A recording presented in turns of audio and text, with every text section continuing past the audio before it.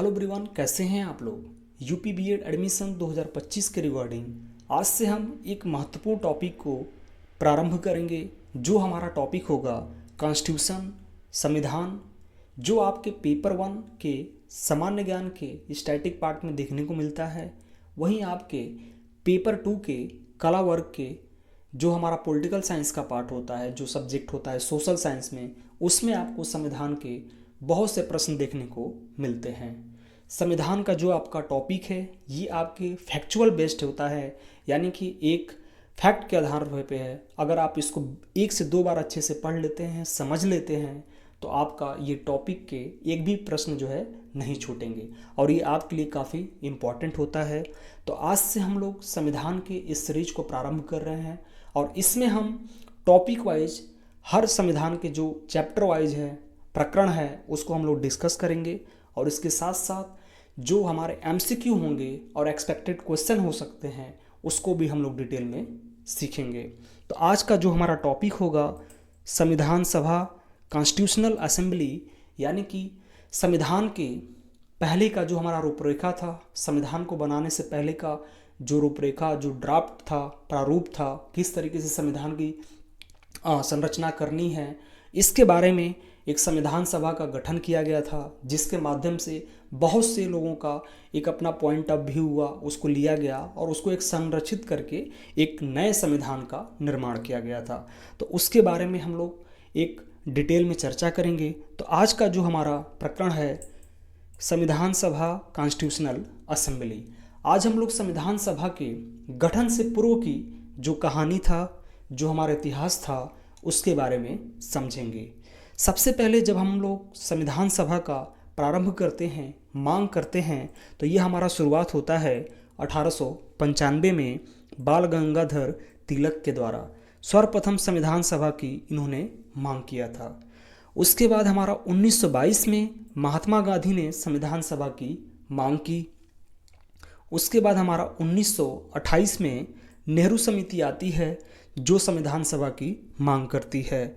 Nehru report क्या था, तो भारत के लिए नए संविधान की रूपरेखा को तैयार करना था।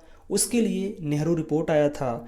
इसे मोतीलाल नेहरू के नेतृत्व में तैयार किया गया था, जिसे 15 अगस्त 1928 को पेश किया गया।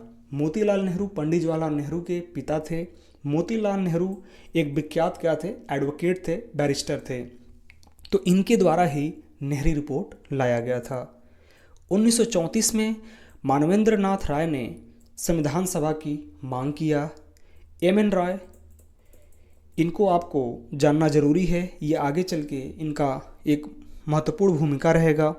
नेक्स्ट हमारा 1935 में कांग्रेस पार्टी ने आधिकारिक तौर पर संविधान सभा की मांग करती है। नेक्स्ट हम लोग का आता है 1938 में पंडित जवाहरलाल नेहरू ने कांग्रेस के प्रतिनिधि के तौर पे, यानी जो हमारी कांग्रेस थी जिसका गठन 1885 में 1985 में इसका गठन हुआ था, तो कांग्रेस में 1938 में पंडित जवाहरलाल नेहरू के नेतृत्व में क्या किया गया, इनके प्रतिनिधि के तौर पे ये सार्वभौमिक वयस्क मतदान के आधार पर निर्वाचित संविधान सभा की मांग किया। किसके आधार पे किए थे, तो सार्वभौमिक यानी कि सबका सर्वसम्मति था, उसके आधार पे वयस्क मतदान हुआ और उसके बाद इन्होंने निर्वाचित संविधान सभा की मांग किया। किसने, पंडित जवाहरलाल नेहरू ने 1938 में। नेक्स्ट हमारा अगस्त प्रस्ताव 1940 में आता है। अंग्रेजों ने ये किसके द्वारा दिया गया था अगस्त प्रस्ताव, तो ये अंग्रेजों के द्वारा दिया गया था। अंग्रेजों ने पहली बार संविधान सभा की मांग को स्वीकार किया, एक्सेप्ट किया था। इसमें लेकिन संविधान सभा शब्द का उल्लेख नहीं था। किसमें, अगस्त प्रस्ताव में 1940 में पहली बार अंग्रेजों ने क्या किया था, संविधान सभा को स्वीकार किया। लेकिन इसके पीछे का भी उनका क्या था, एक माइंडसेट था अंग्रेजों का। क्यों था, आप आगे समझेंगे।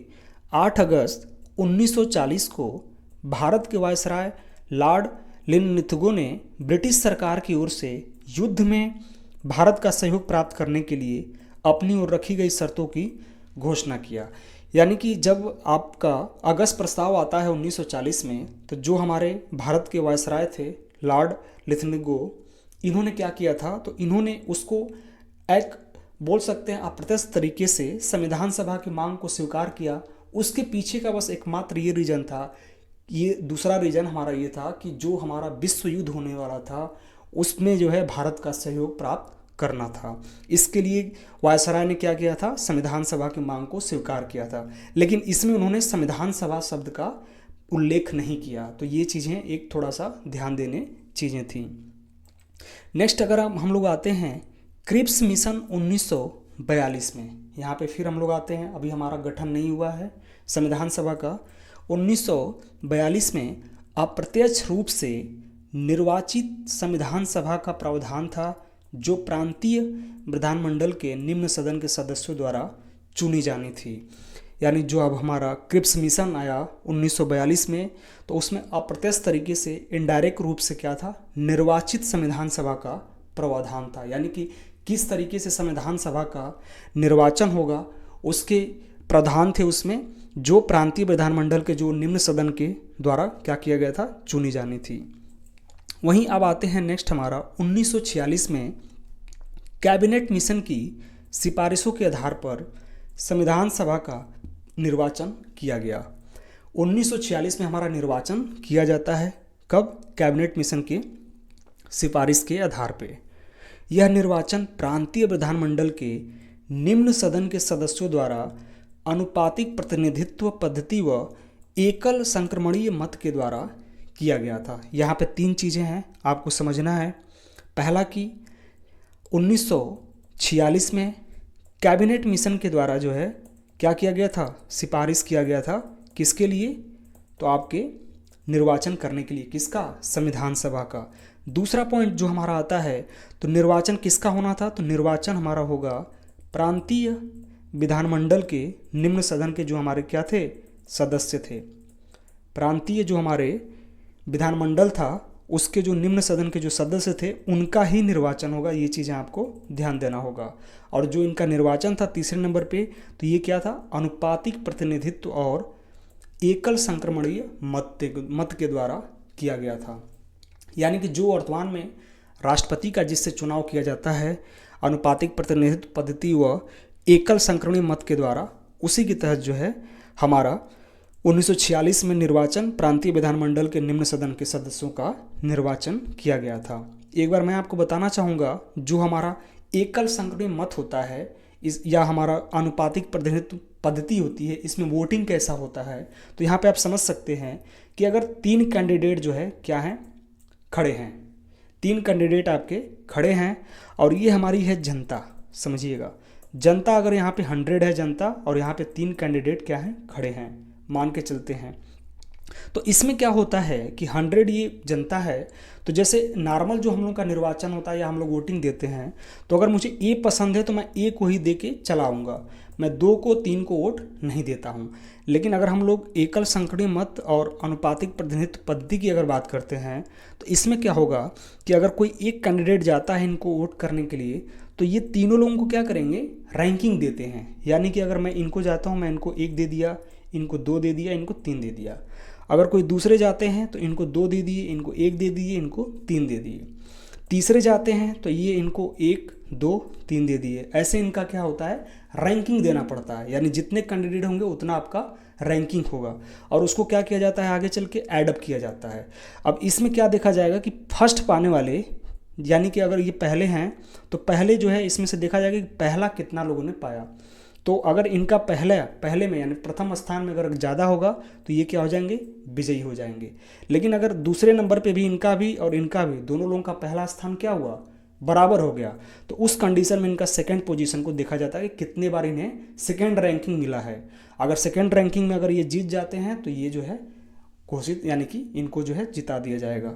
तो इस तरीके से जो हमारी होती है अनुपातिक प्रतिनिधित्व पद्धति और हमारा एकल संक्रमणीय मत से हमारा चुनाव होता है। अब आते हैं हमारा संविधान सभा में, कॉन्स्टिट्यूशनल असेंबली में कितने सदस्य जो है टोटल चुने गए। तो संविधान सभा में कुल सदस्य कितने थे, 389 थे सदस्य। वहीं अगर हम लोग बात करेंगे, इसको 2 पार्ट में बांटा गया। ब्रिटिश भारत से, यानी पहले हमारा ब्रिटिश भारत से था, हम लोग 1946 की बात कर रहे हैं, तो उस टाइम ब्रिटिश भारत से 296 सदस्य निर्वाचित किए गए थे। कितने 296 सदस्य। वहीं रियासतों से 93 सदस्य क्या किए गए, मनोनीत किए गए। 93 सदस्य को क्या किया गया, मनोनीत किया गया। रियासत जैसे जो राजवाड़ा था उस टाइम के, तो उसमें से जो रियासतें थीं उसमें से 93 सदस्य को क्या किया गया था, मनोनीत किया गया था। यानी कि इनका निर्वाचन नहीं किया गया, इनको डायरेक्ट जो है संविधान सभा का सदस्य बना लिया गया। जैसे कि आपको पता होगा राष्ट्रपति जो है, जो हमारे राज्यसभा में 12 लोगों को मनोनीत करते हैं, उसी तरीके से आपके ये हमारे जो 93 सदस्य थे रियासत से, इनको क्या किया गया, मनोनीत किया गया। और यहाँ पे जो हमारे 296 लोग थे इनको निर्वाचित किया गया, यानी कि इनका वोटिंग के द्वारा इनको जीत हासिल हुआ। इसको भी हम लोग 2 पार्ट में बांटते हैं। तो पहला हमारा आता है प्रांतों से सदस्य, जिसमें हमारे 292 सदस्य थे। प्रांत यानी जो हमारे बम्बई प्रेसिडेंसी, मद्रास प्रेसिडेंट ये था, तो ये हमारे क्या थे, प्रांत थे अलग अलग। तो इसमें से 292 सदस्य, और वहीं उच्चायुक्त प्रांतों से हमारे 4 सदस्य को लिया गया था, जिसमें हमारा एक दिल्ली से, एक अजमेर मेरवाड़ा से, एक कुर्ग यानी वर्तमान में हमारा क्या है, कर्नाटक में है कुर्ग, और दूसरा हमारा बलूचिस्तान भी जो है हमारे किस में पार्ट था, तो उस टाइम ब्रिटिश भारत के ही और उसके हिस्से में आता था। तो बलूचिस्तान से एक लोग आते थे, यानी टोटल हमारे कितने थे, 389 संविधान सभा के सदस्य थे। और नेक्स्ट वीडियो में हम लोग संविधान सभा के आगे का जो प्रस्ताव रहा उसके बारे में हम लोग जानेंगे। और ऐसे ही आपको छोटे छोटे डिटेल में चीज़ों को मिलती रहेगी। अगर इसमें आपको कोई क्वेरी है, कुछ पूछना है, तो आप लोग पिन करके पूछ सकते हैं। धन्यवाद।